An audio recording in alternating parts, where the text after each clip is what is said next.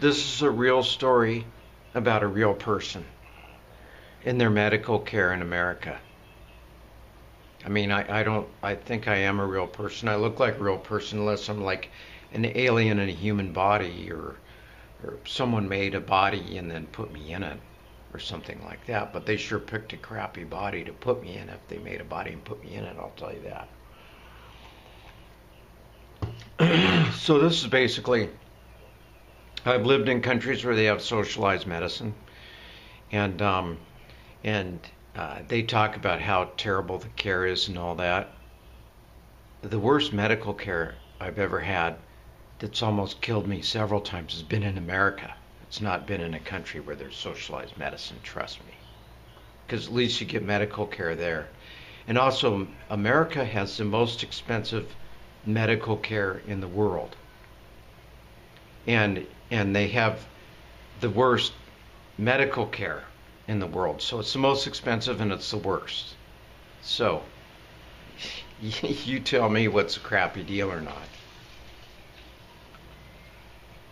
So a long time back, I had liver cancer, and they treated me for 6 months in the U.S., and they didn't give me the best treatment for it because the insurance didn't want to pay for the best treatment for it.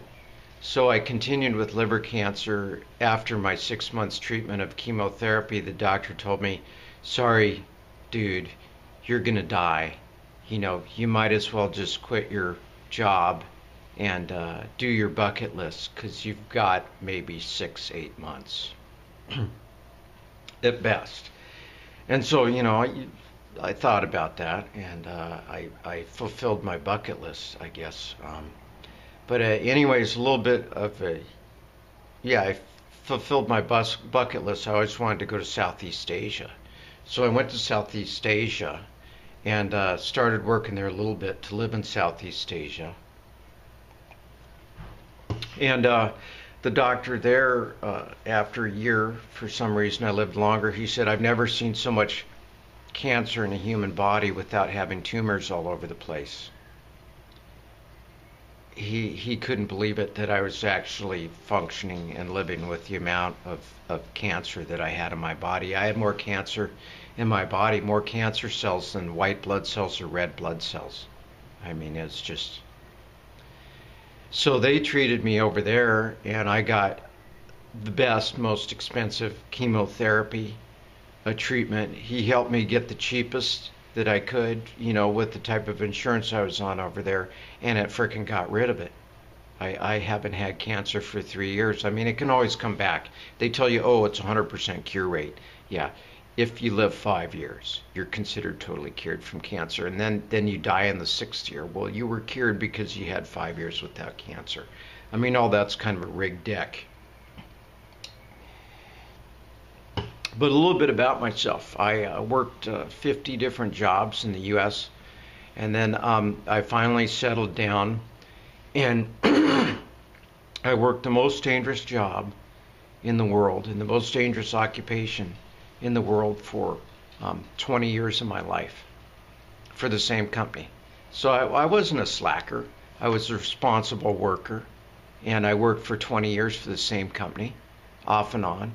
I was exposed to radiation, radio waves, radio signals, toxic chemicals, pesticides, all different types of nasty stuff at my work exposure that I was exposed to at my work. And that's how they found the cancer, because they had to run regular blood tests on us at our work to see how much stuff we had of how much stuff that we weren't. Yeah.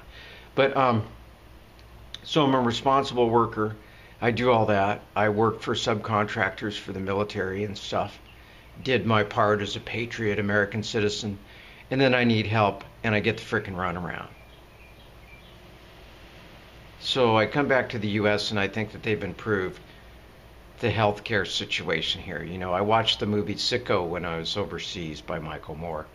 You might want to watch that. I'm not really endorsing it. I'm not trying to sell it or market it.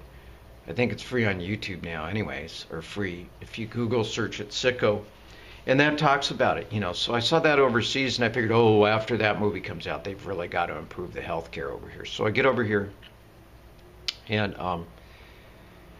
7 days ago, I injured my shoulder. I fell on it when I was climbing into my bed. Because I have many years, my sense of balance is a little bit off, so that's why I can't do what I used to do for work. So I fall and I injure my shoulder, and I just wait a day, and I just hope it'll get better because I didn't want to go through all the medical crap. And the next day I'm in severe pain, so I have to go to a special clinic because the medical insurance tells me to go to the special clinic. So I go to an urgent care clinic. They do 2 x-rays, tell me my shoulder's fine, and they don't give me pain medication. I mean, if they would have given me the right pain medication and let me see the x-rays, that would have helped. So what happened the next day, my shoulder's so bad that I can't function. I can't think. All I can think about is the pain that my shoulder's dictating to me. I mean, I couldn't even make a video like this because I was in too much pain to do anything. I couldn't tie my shoes. Fortunately, my shoes were already pre-tied. I could barely put on my pants, and I couldn't put on a shirt, and I'm glad that I have an automatic car, or I wouldn't have been able to drive to the emergency room. So I go to the emergency room, and they let me in. They do 4 x-rays. They show me the x-rays, and I guess it's reasonably okay. I just got a rotator cuff tear and some stuff like that, and then they gave me adequate pain medication, which is the first place. They talk about medical spending. If they would have given me the right medical treatment in the first place and given me the right pain medication, I wouldn't have had to go to the emergency room. What a waste, And then, if you want pain medication, you're a drug addict, because everybody's a drug addict in America, which is true. But, I just wanted the pain medication for the pain. I'm just, so I could deal with it because I couldn't think or function. And it was swelling, and I needed medication for the swelling too, as well with the rotator cuff tear. So, anyways, I go to the ER room. He gives me that. Then he tells me I need to go to an orthopedic surgeon, and he refers me to a clinic, the Southern California Orthopedic Institute. And, so I get a direct referral from a physician in the ER room. You think that would be a ticket to get the proper follow-up medical care for your torn rotator cuff, So I call up the next day, and I'm not in pain because I got the right pain meds from the doctor. And I wait for 45 minutes on hold at the clinic. That's efficiency. And then I have somebody that speaks broken English that I can barely understand, and they can barely understand me, but we could communicate enough that she said that I can't go to that clinic because I don't have the right medical insurance. It just blows my mind. I mean, that's what I work 20 years at the same job, paying taxes, medical care, paying into Medicare and all that stuff. That's what I get in return.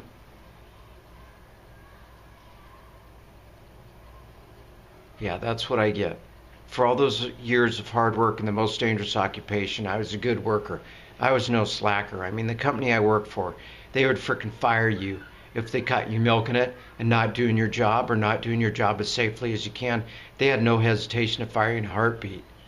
I worked hard, and I worked a dangerous job, and this is what I get for it, right? But they don't tell you about that.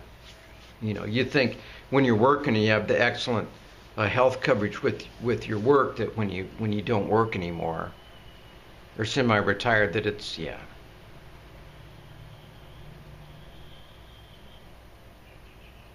And my story isn't common. I mean, millions of people, I think me, but millions of people have this problem in the United States. And it's not going to stop. It's just total greed. They don't care about you. You're just somebody to make money off your body. And millions of people think this way. Millions, And they probably upload videos to YouTube like me, but they all get censored and squished by big media, big brainwashing that controls the media and all that stuff. So I'll get back to my shoulder. So they won't They won't, well, I'm on my shoulder, it's the same thing, but they won't basically see me because of my medical insurance coverage, right? So, so I call it Medicare, and they say, well, uh, we've got some doctors we can send you to or whatever. So I call up those doctors, and they'll pay. Some of them will actually take Medicare, but they won't take up the other insurance for the additional 20%, which could run a lot of money. And they won't do that. They won't see me because I'm the wrong group number or something like that, you know. So I call up the insurance company that's supposed to pick up the other percentage, and they say, well, we'll get right back to you. We'll find a doctor. And now it's been 3 days since I've had that conversation with the insurance company, and the phone ain't ringing. The phone's perfectly good. I mean, I get spam advertising calls and everything. So if I can get spam advertising calls from salespeople, then I can sure get a frickin' insurance call from the insurance company telling me that they frickin' found a doctor to see me for my shoulder, my torn rotator cuff. Now the really nasty thing, this is what eats up more money with the healthcare system, is if I'm watching YouTube videos, so I'm doing my self-physical therapy on my rotator cuff. But that's say I didn't do that, you know, and I didn't do my self-physical therapy. And what happens is you can get what's known as frozen shoulder. That means your shoulder, anybody in the medical profession, you can look it up or whatever, frozen shoulder. In my situation, I am susceptible to frozen shoulder. If I don't do a minute amount of exercises and move it a little bit, it can get stuck. And what happens then? They have to spend a ton of money putting me under so they can unfreeze my shoulder, unstick it, and get it to work again and get into function. The worst case scenario is I can lose the function of my left arm for the rest of my life. And that's happened to other people that I know. So that's the worst case scenario. And that's all because they don't want to see me, and my medical insurance doesn't want to help me out. And they don't want to cover me, and they don't want to call me back, and they don't want to be responsible. And they're sucking money from whoever to pay for that. You know, it's great. That's what you get for working 20 years. So,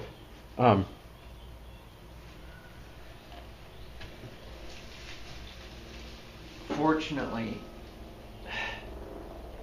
I can move it. And it's not frozen right now. And I can do most movements on it. And I can still feel the pain in here. I saw some videos on how to massage it and do that stuff. You know, but that's, you know, and it doesn't look like it, at day 6, it doesn't look like I'm gonna get to see an orthopedic surgeon to help me out with physical therapy for my shoulder. I'm just gonna have to watch YouTube videos and do it for myself. That's what it's come to. So they don't care about me. They don't care about all the years I worked and paid taxes and money into the system. I'm not an illegal alien. You know, I've lived here my whole life, and I've worked my whole life in the United States, and this is the reward I get.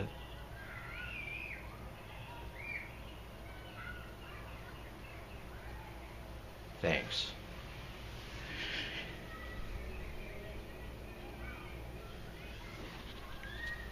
Thanks a lot.